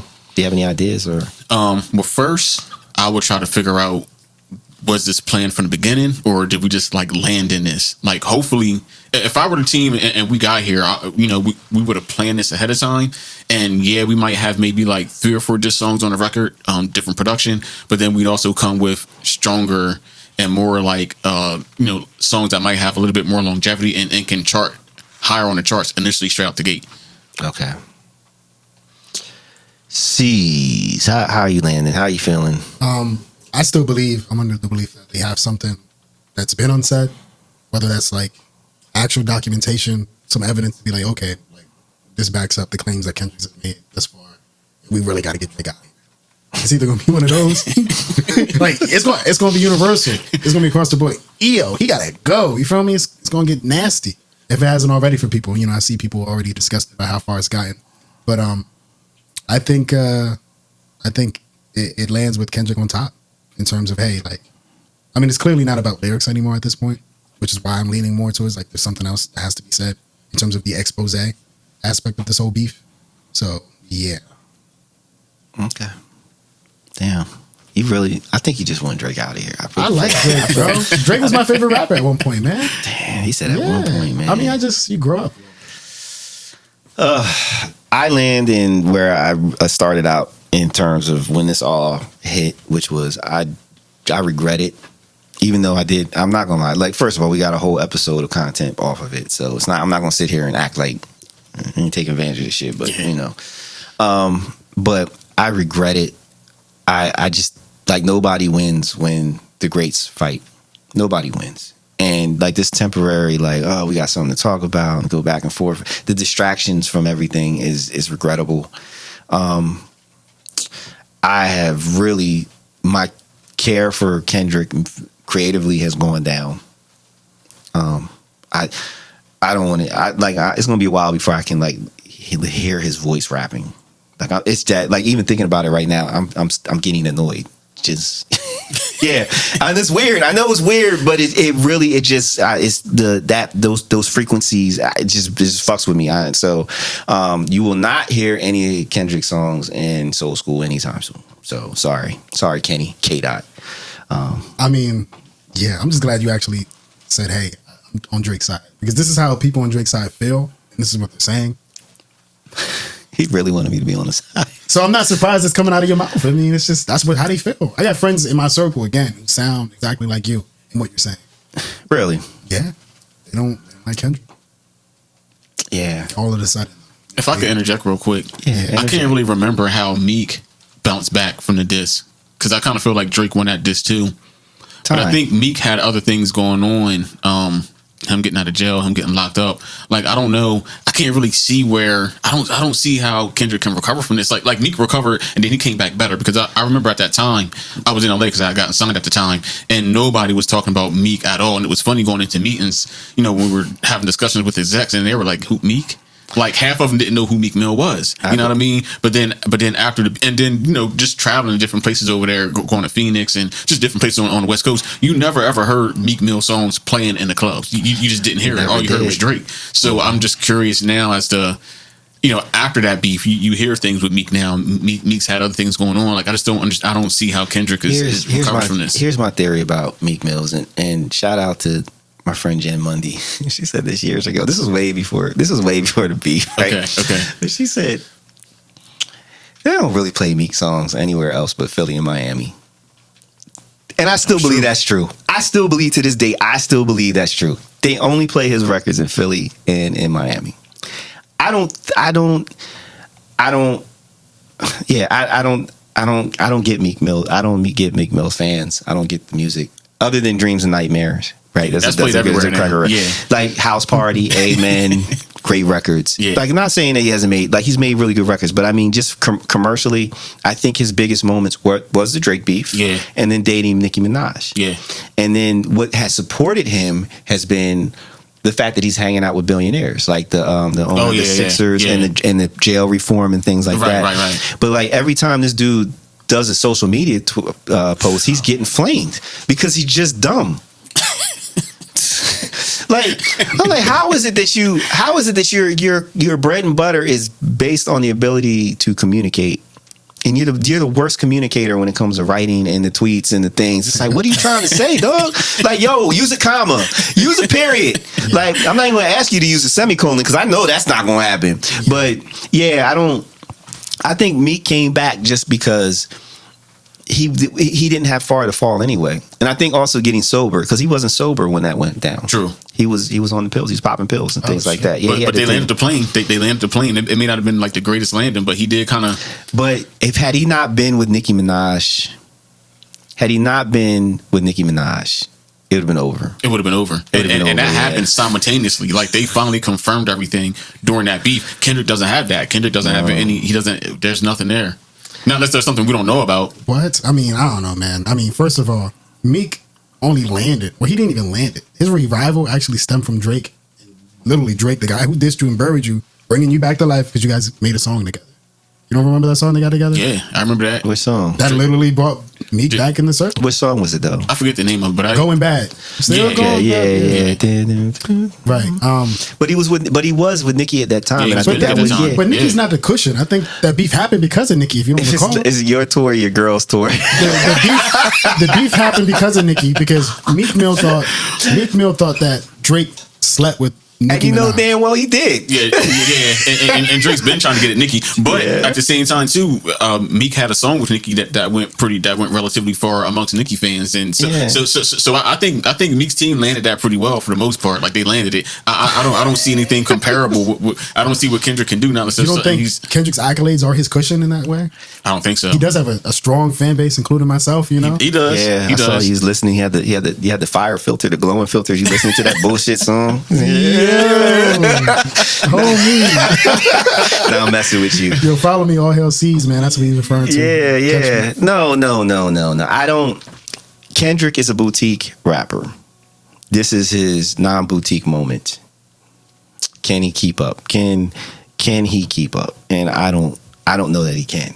Because again, his style is not mainstream. The way he performs is not mainstream. It's one of those things you either appreciate it or you don't. Oh, yeah. It's either something you like, you see the genius in it, or you're like, this is weird. That you mentioned it earlier about like, as a DJ, you listen to music in a very non-selfish way. Like, you're trying to fit where this goes. Like, where am I going to play this, for who, how, what? I was happy when I stepped away from it for a while, being able to listen to music just for the sake of listening to it and liking it, just because I didn't even realize that I had been stuck like that. Like, I'm like, yo, I don't have to worry about where I'm going to play this, or if I'm going to play it, I can just enjoy it. But Kendrick, yeah, where does his music get played? That's not getting played in a club. It doesn't get played on the radio. Not his recurrence, not into anything. He doesn't get played. The songs don't fucking get played unless unless it's his thing is running around the car somewhere. Yeah, or if it's on a soundtrack. But he doesn't. Who is he going to work with? So you're an artist. Yeah. You are an artist. Yeah. So you're in a position, right? And your manager, your agent is like, listen, man, I got an opportunity with you, man. Like, yo, these cats is beefing and they trying to just pull somebody up. Yo, so you can either do a collab with Kendrick, or are you going to do a collab with Drake? so let's see what your business acumen is looking like. Who are you gonna work with? You know what?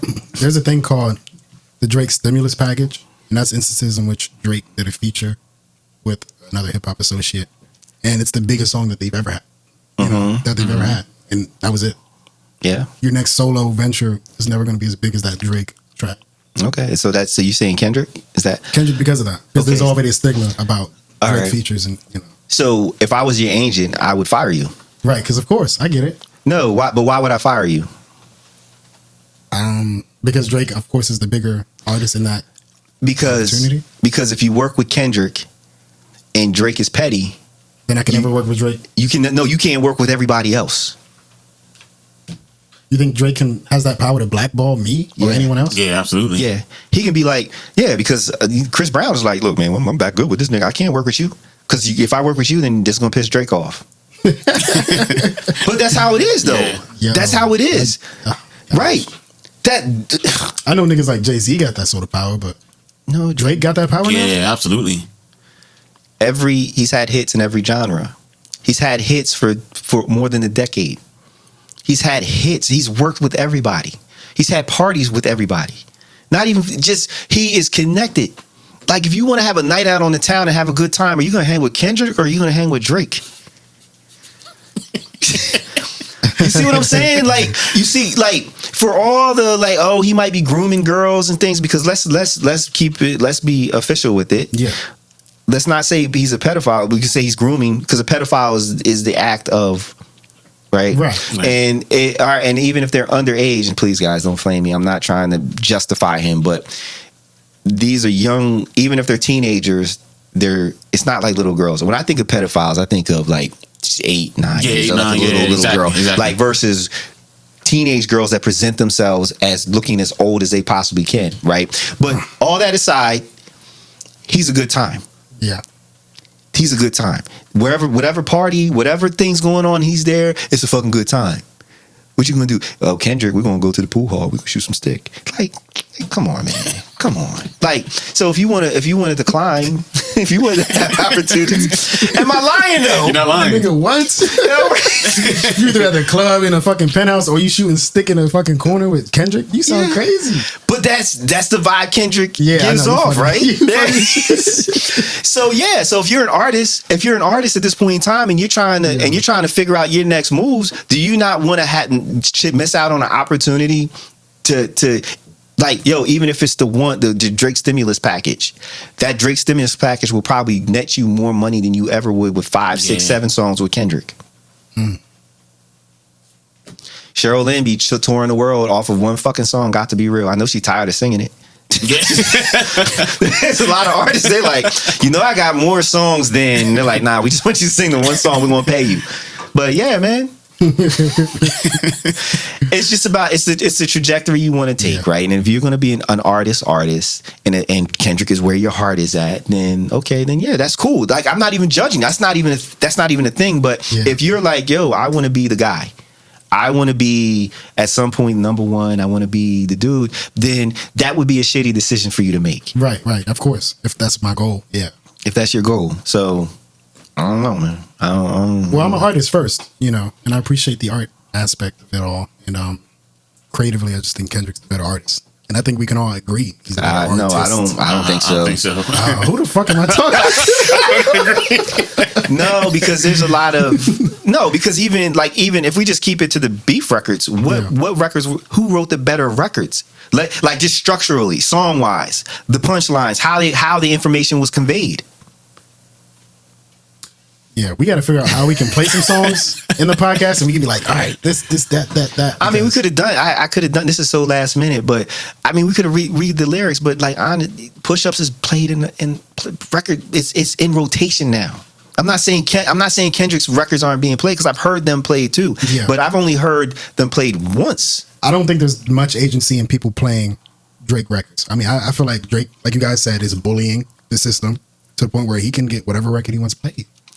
Oh, I never said that. No, I don't think he's doing that. I mean, I think there is a level of that. Yeah, there probably is some level, because anybody at the top, there is, and I've seen behind the scenes, there is levels of that. You know what I mean? But when I look at Drake, and like I said, when I was going through those meetings and executives were asking and talking about Drake, they love it. Like, they want to hear it. Their kids want to hear it. Like people really, really like it a lot. So he's in the mainstream. I was doing this party. This was a number of years ago, right? This was it was, I want to say, about maybe 8 years ago, and it was like a lot of white people there, right? And white dudes, it was like younger guys. They always want to be so fucking friendly with the DJ, right? And he's drinking. They're like, yo, dog, man, you gotta fucking play Drake, man. The bitches love Drake, man. They love Drake, right? I gotta tell you that. Right? 5 minutes later, Becky comes up. Can you play some Drake? I'm like, yo, I cracked up, and then dude, he was close enough to hear, and he was like, told you, bro, told you. Like, yo, man, people like his music. So whether, like, you can bully songs in, you can absolutely be like, nah, I need you to play this shit, right? Put a gun to your head, you're gonna play this record. I can play a record, but I'm only gonna play it the one time. If people don't like it, unless dude is with me every time I'm playing records, like, it's not going to get played anymore. So it comes down to what is being requested. I crack up because people are like, oh, he's an industry plant because he's Jewish, which is, by the way, that's anti-Semitic. That is definitely anti-Semitic, right? But he makes good music. Like, you already said he's your guy. Like, you're just at a point right now where your guy is up against your other guy. Yeah. And so you're trying, you're going, and I kind of feel like you're going with the other guy because, like so many people, you appreciate the underdog. And And that's what it is. Kendrick is the underdog, and you just want to. We identify with the underdog. Drake is the corporation. He's the Goliath artist, right? Yeah. So it's easy to be like, I'm Team Drake, because it's like, well, yeah, man, that's like, you being in a tank and somebody got a super soaker. Like, yeah. I mean, if we're talking about like the basic consumers out here, then yeah, the underdog aspect applies. But with me as an artist myself, and we've talked about this, Kendrick's a seminal influence on my whole aspect of how I create, compositions, my music. People give me those comparisons all the time. You sound like Kendrick, you sound like Kanye. I get that. I'm gonna be hating on the people. I feel bad, man. I'm gonna stop talking about Kanye and Kendrick, man. So I mean, like when Kendrick dropped his first, critically acclaimed album, I was 15. I was very impressionable at that age. Like that hit me at a different time. That's all I listened to when I was in middle school. You feel me? So that's it. No, it was a great album. But I'm just saying, like, it's not even just like, oh, he's the underdog. There's that, sure, in this moment, because Drake's a Goliath, and we got David and Goliath, that nigga. But it's not going to at this point. Well, as I said earlier, it doesn't matter. Like, people, like, you're either here or you're there, yeah, right? It's crazy. And it's just your perception is, if you like or hate one another, either or, that's how you're gonna feel about the opposing. So it doesn't. You don't like negativity, though. That's what I'm just realizing. I'm like, yeah. I mean, if you don't like the whole, things that come with the beef, then yeah, I can see how it can be problematic. But I think this is exciting. I get excited when Drake dropped. I was hyped. So is street fights. That's exciting. Until the nigga getting his head knocked in on the concrete. Yeah, because you're just sitting back. You're not the one getting beat down. You're not getting your marriage is not the one that might be on the rocks. You're not the one that might be now getting investigated. You're not the one that's having your traumas relived. You're not the one having to deal with the fallout of all this. Like it's kind of sad when you think about it. Like, because they can get real quick. Yeah. Like, all the people that are getting all upset and they up there being Twitter fingers, like fighting for a position for somebody that doesn't even know that they exist. Right. It's ugly. Yeah. It's ugly. That is strange. Yeah, it's the ugly. super fans to that degree. Yeah. They don't know you. They don't even know you exist. Like, look, as low, is A, B, C, I'm probably like an F star, right? It is weird to me when somebody, like, I run into somebody out in the world and they're like, and they know everything that I'm doing. And I'm like, damn, I didn't even know you existed until you tapped me on the shoulder. Like, and I feel weird about this now. So you have all these people going extra hard for somebody that person does not even know you exist. And you out there fighting, waging war on their behalf. And at the end of the day, it's just a game. It's just, I'm selling records. I'm getting free publicity. I'm doing a thing. Nah, man. I want to see people start working together. That's all. And if you don't like each other, then just don't like each other and keep it quiet and work in your own corner, man. Like, enough of this tearing down shit, man. That's another way it could land. At the end of the day, hey, let's make a track. And then, of course, that's the biggest thing they've ever done. Yeah. Like Jay and Nas. Yeah, but that track, I don't know. They did that, like 4 years ago now? What? Either, huh?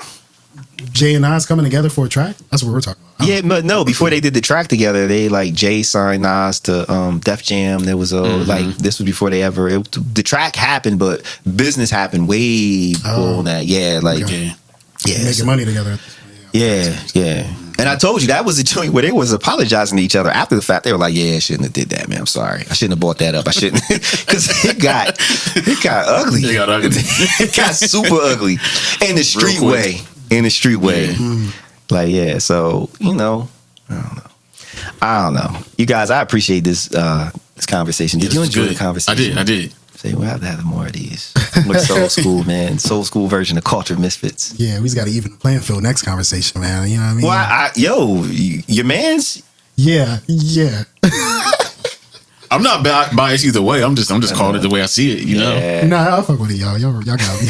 I mean, to be honest with you, I kind of feel like maybe Kendrick kind of won it with that last one, but he got a land. He has a landed first career he won. Right. He won. No, he won the battle. Like, he actually won just by volume, in my opinion. Yeah. In my opinion, he won by volume. He just boom, boom, boom. He came at him. And if Drake doesn't do anything else, then yeah, he definitely won. I'm not going to take that away from him. Okay. I'm just saying that I didn't enjoy anything of what he did. Yeah, definitely a strange conflict. Yeah. We can agree. I mean, I had to stay my ground because we are on air. Ultimately, I'm an open-minded guy. I'm hearing y'all. Yeah, no, man. Like, but it's funny because Was it? I don't want to mispronounce his name. Janad. So when we initially opened these conversations, these conversations happen during the regular Cultured Misfits podcast, and we'll have you back for a regular thing, and we can do our regular thing, right? Okay. But we were talking about this beef early on, and so Janad was like, I should have been in that conversation, right? And then she's like, you need to have him on the pod. So I'm like, reached out to him, because I had the idea Saturday, like, we should really have a conversation about like a real one. So I did a group chat. I'm like, yo, you want Janad, you want to go do the thing? He was like, nah, dog, I'm recovering from this concert thing, but I'll be listening. I'll support, which we appreciate your support, good brother. We appreciate it. I'm just fucking with you. But I'm like, damn, this is a perfect conversation, like for you. Yeah. I know. He would have backed me up a little bit, man. But I appreciate Track being here too, bro. Yeah, like, yo, no problem. I'll be back. He's a balanced dude. Nah. So, but yeah, let's no more beefs, guys. Yeah, and I think the next time we have a soul school conversation, it'll definitely delve into music. Like, I want to break down songs and have, all those things. I just thought it was important to have this conversation because it speaks to a bigger mission that we need to like start moving towards, which is working together in a positive light, because they might be working together just using negative shit. Like, right. So let's, man. So interesting. Yeah. Track, how can they follow you, bro? Traknologist, Traknologist on everything. And are you for hire for projects, for video stuff and all that, or directing, or? Yeah, absolutely. Just reach out to me and we'll figure out if it's something I can see myself doing, and we'll go from there. That means no porn, guys. Soft or otherwise. C's, what's up? You can follow me on All Hail C's on Instagram. That's my primary social media right now. Of course, DSP's at Caesar Rodney, CaesarRodney. Mainly Spotify, because I like tracking all my metrics. Make sure you follow me there. Appreciate it. Yeah. And of course, me, DJ Silk, at DJ Silk on SpillX Threads. I got Instagram. Instagram is really the main joint. DJ Silk 12 on TikTok. And then, of course, Mixcloud.com for Soul School, which every Monday there's a new hour mix. And then every Friday, 9 to 9:20 a.m. on WEAA 88.9 FM, the voice of the community, with the lovely Erica Kane, the laid back Lena J. We do Soul School. And then if you can't stream it via the website, which is weaa.org, or listen to it via their app, which is the WEAA app, then you can catch it on Mixcloud at 10 a.m. for the on-demand mix. So, all that said, you guys go out there and love each other, and let's stop talking about this beef. Let's just let it go. Let's all be like J. Cole. Let's all be like J. Cole. That shit when I get in a car. What you mean, huh? Oh, word? Yeah. Yo, you guys say goodbye to the peoples. All right, holla at y'all later. Peace. Next time, y'all. Out.